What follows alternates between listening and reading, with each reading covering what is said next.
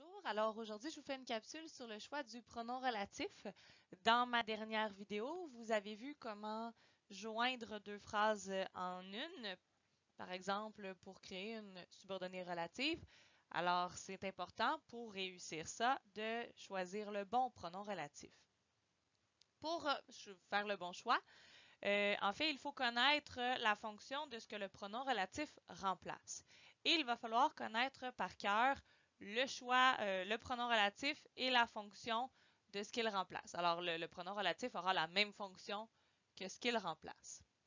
On va commencer avec la fonction sujet du verbe de la relative.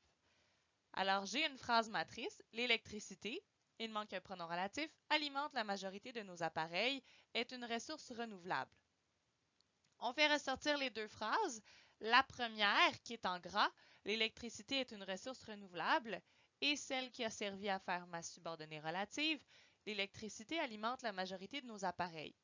Ce qui est commun entre les deux, c'est l'électricité, et la fonction de l'électricité dans ma phrase numéro 2, c'est sujet.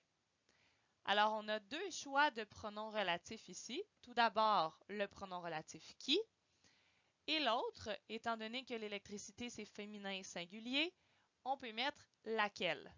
Laquelle, c'est dans la famille du pronom relatif lequel.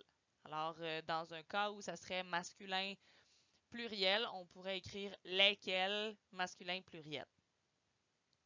Ce qui est à retenir, c'est que ce qui est à remplacer, si ça a la fonction sujet, vous avez deux choix, soit le pronom relatif qui, soit lequel et ses variantes. La deuxième fonction possible, le complément direct du verbe de la relative. J'ai encore une fois une phrase dans laquelle j'ai une subordonnée relative. Malheureusement, la gomme, il manque le pronom relatif, j'ai jeté, était encore très goûteuse. J'ai ma phrase qui reçoit ma subordonnée relative. Alors malheureusement, la gomme était encore très goûteuse. Et ma deuxième phrase, j'ai jeté la gomme. Dans ce cas-ci, le groupe de mots qui est commun, c'est la gomme. Et la fonction de la gomme dans ma phrase 2, c'est complément direct parce que je peux dire j'ai jeté quelque chose. Je n'ai pas de préposition, alors c'est bel et bien un complément direct. Si la fonction de ce que le pronom relatif remplace, c'est complément direct, le pronom relatif sera également un complément direct et sera que. Ce qui est à retenir, c'est lorsque ce qui est à remplacer, c'est un CD, on doit utiliser le pronom relatif que. Alors, CD égale que. J'ai une autre fonction qui est attribut du sujet de la relative. On fait le même exercice, pardon. Nul ne peut ignorer le grand champion. Il manque le pronom relatif, fut Alexandre Bilodeau. J'ai ma phrase 1, nul ne peut ignorer le grand champion, et ma phrase 2, c'est Alexandre Bilodeau fut le grand champion. Là, il y en a plusieurs qui vont me dire « Ah, mais je peux dire Alexandre Bilodeau fut quelque chose, alors c'est complément direct. » Non, ce n'est pas complément direct parce que fut, c'est le verbe être, qui est un verbe attributif. Alors, le grand champion, dans ma phrase 2, sa fonction, c'est attribut du sujet. Mais vous ne vous mélangerez pas, pardon. Pourquoi? Parce que le pronom relatif à utiliser, c'est aussi que. Dans un examen, si je vous demande par contre la fonction de que, il faut savoir que dans ce cas-ci, c'est attribut du sujet et non pas complément direct de la relative, du verbe de la relative. Alors, attribut du sujet, c'est le pronom relatif que. Autre fonction, complément indirect du verbe de la relative. J'ai encore une phrase dans laquelle il n'y a pas de pronom relatif. C'est en regardant les nouvelles que j'ai reconnu les ministres. On parlait. Phrase numéro 1. C'est en regardant les nouvelles que j'ai reconnu les ministres. Et phrase numéro 2. On parlait des ministres. Ce qui est commun entre les deux, les ministres et des ministres.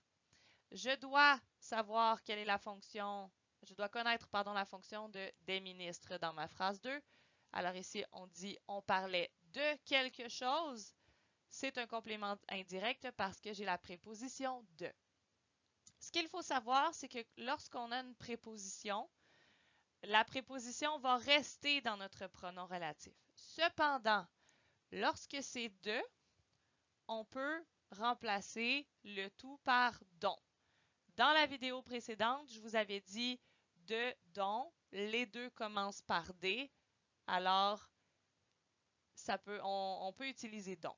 Comme vous venez de le voir apparaître, on peut également utiliser duquel, parce que duquel, c'est de et lequel ensemble. Alors, quand je vous dis on garde la préposition, c'est vrai. Duquel, c'est de plus lequel, parce qu'on ne dit jamais de lequel. Ce qui veut dire que quand c'est complément indirect du verbe, on a deux choix, dont ou duquel, lorsque ça commence par la préposition de seulement. On va regarder des cas dans lesquels ce n'est pas la préposition de, mais une autre préposition.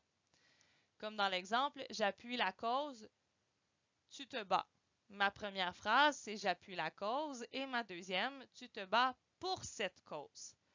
Alors ici, j'ai la préposition pour. Alors, je vais garder ma préposition pour. Ici, c'est encore un CI. Et je vais ajouter lequel qui est accordé. Alors ici, cette cause, c'est féminin singulier. Alors, le pronom relatif, ça va être pour laquelle. C'est la même chose avec la préposition sur. J'aurais pu dire sur laquelle, si c'est sûr qu'il avait été présent. À laquelle. Donc, on garde la préposition. C'est ce que je dis. Donc, quand c'est complément indirect, on garde la préposition et on a le pronom lequel et ses variantes, bien entendu. Dernière fonction, complément de phrase, qui est un complément de phrase de lieu ou de temps, ça ne change rien. Même exercice, j'ai une phrase dans laquelle je n'ai pas de pronom relatif. Au Canada, on se soucie de l'environnement. Les constructeurs automobiles sont soumis à des règles strictes. J'ai ma première phrase. Au Canada, les constructeurs automobiles sont soumis à des règles strictes et on se soucie de l'environnement au Canada. Dans les phrases, mon groupe commun, c'est au Canada. Et la fonction, ici, c'est effaçable. On se soucie de l'environnement, donc c'est complément de phrase. Le pronom relatif, c'est donc ou avec un accent, parce que ou sans accent, c'est une conjonction de coordination. C'est pas la même chose du tout. L'accent est donc obligatoire, ce qui veut dire que lorsque c'est un complément de phrase, on doit mettre le pronom relatif ou. Maintenant que vous avez eu toutes les notions, vous avez complété un tableau pendant l'écoute de cette vidéo-là. Vous êtes en mesure de faire tous les exercices. Cependant, sachez que ce tableau-là, vous devez le connaître par cœur pour l'examen de grammaire. Bonne fin de journée!